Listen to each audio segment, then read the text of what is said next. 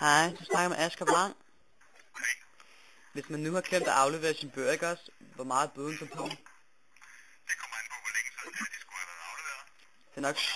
Det er nok 7 år siden, og jeg er 13.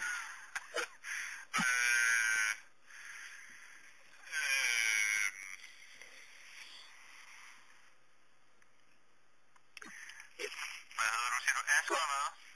Blank. B-A-N-G. Nej, med K. Til sidst.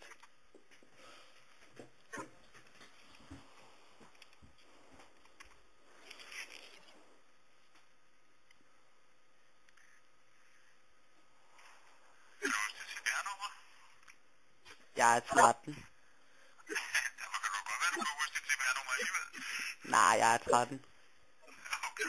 Ved du hvad, jeg kan slet ikke se, at der er nogen, de er registreret, så jeg tror, hvis du bare kommer ned og afleverer dem, så tror jeg, det er fint. Jeg tror ikke, du får nogen bøder. Får jeg ikke nogen bøde? Nej, jeg tror, altså når der er gået så lang tid, så har computeren opgivet at få bøgerne tilbage. Så, Jamen, så beholder jeg bare bøgerne. Det er bare i orden. Ja. tak skal du have. Ja, hej.